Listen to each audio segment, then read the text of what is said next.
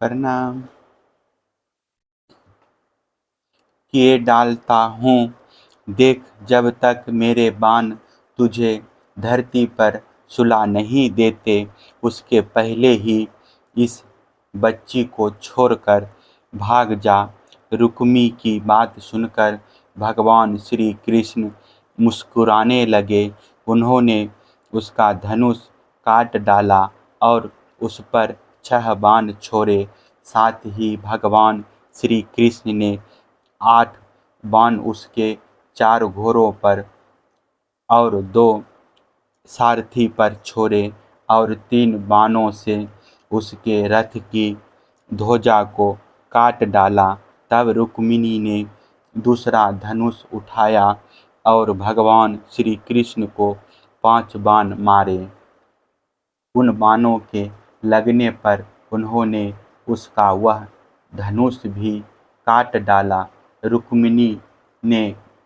रुक्मी ने इसके बाद एक और धनुष लिया, परंतु हाथ में लेते ही लेते अविनाशी अच्युत ने उसे भी काट डाला। इस प्रकार रुक्मी ने परिघ, प्रतिष्ठ, शूल, ढाल, तलवार, शक्ति और तोमर जितने अस्त्र शस्त्र उठाए, उन सभी को भगवान ने प्रहार करने के पहले ही काट डाला। अब रुक्मी क्रोधवश हाथ में तलवार लेकर भगवान श्री कृष्ण को मार डालने की इच्छा से रथ से कूद पड़ा और इस प्रकार उनकी ओर झपटा जैसे पतंगा आग की ओर लपकता है। जब भगवान ने देखा कि रुक्मी मुझ पर चोट करना चाहता है, तब उन्होंने अपने बाणों से उसकी ढाल तलवार को तिल तिल करके काट दिया और उसको मार डालने के लिए हाथ में तीखी तलवार निकाल ली। जब रुक्मिणी जी ने देखा कि ये तो हमारे भाई को अब मार ही डालना चाहते हैं, तब वे भय से विह्वल हो गई और अपने प्रियतम पति भगवान श्री कृष्ण के चरणों पर गिरकर करुणा स्वर में बोली, देवताओं के भी आराध्य देव जगतपते, आप योगेश्वर हैं।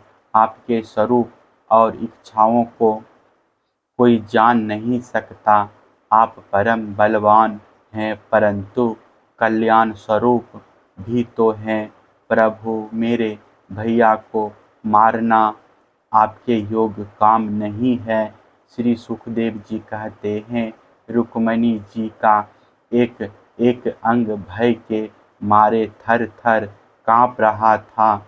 शोक की प्रबलता से मुंह सूख गया था, गला रुध गया था। अतुरतवश सोने का हार गले से गिर पड़ा था और इसी अवस्था में वे भगवान के चरण कमल पकड़े हुई थी। परम दयालु भगवान उन्हें भयभीत देखकर करुणा से द्रवित हो गए। उन्होंने रुक्मी को मार डालने का विचार छोड़ दिया। फिर भी रुक्मी उनके अनिष्ट की चेष्टा से विमुख न हुआ।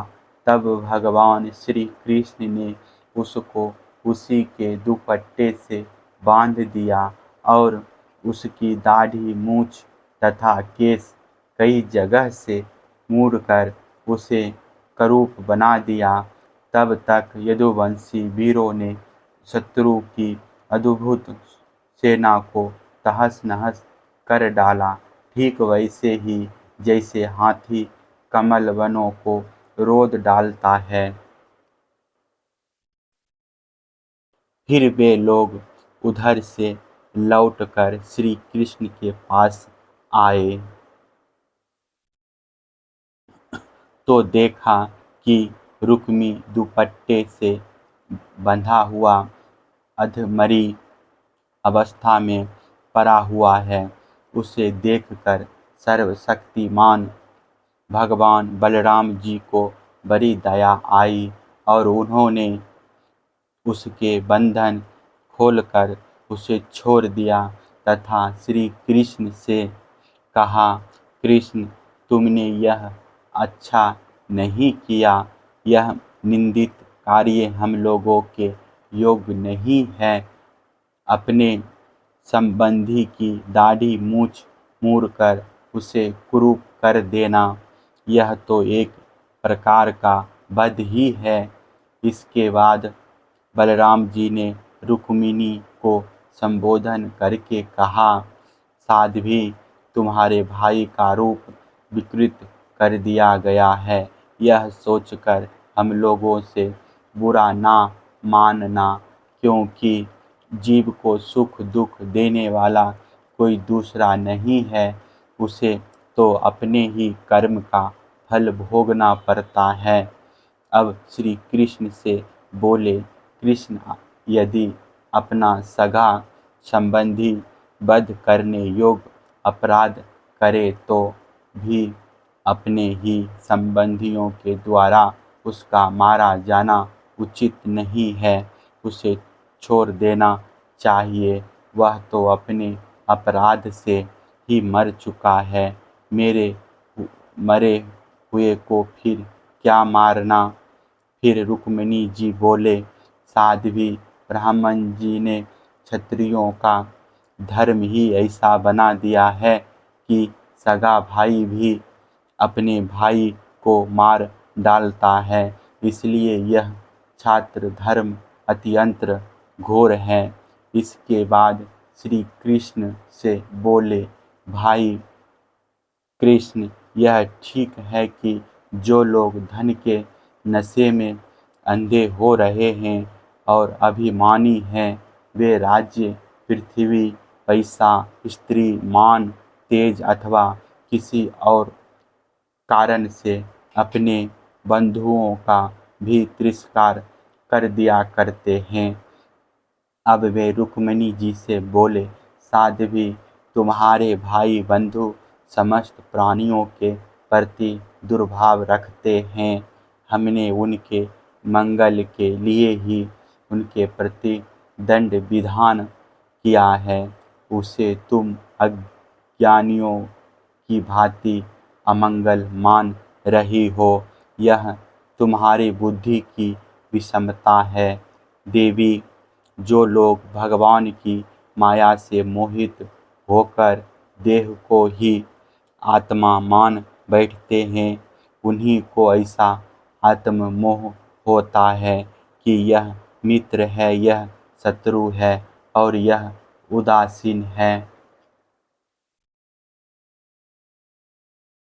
समस्त देहधारियों की आत्मा एक ही है और कार्य कारण से माया से उसका कोई संबंध नहीं है।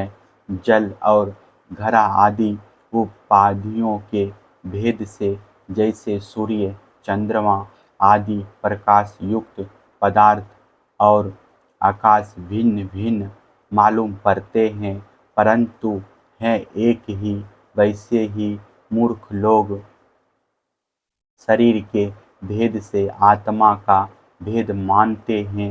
यह शरीर आदि और अंत वाला है। पंचभूत, पंचप्राण, तन्मात्रा और त्रिगुण ही इसका स्वरूप है। आत्मा में उसके अज्ञान से ही इसकी कल्पना हुई है और वह कल्पित शरीर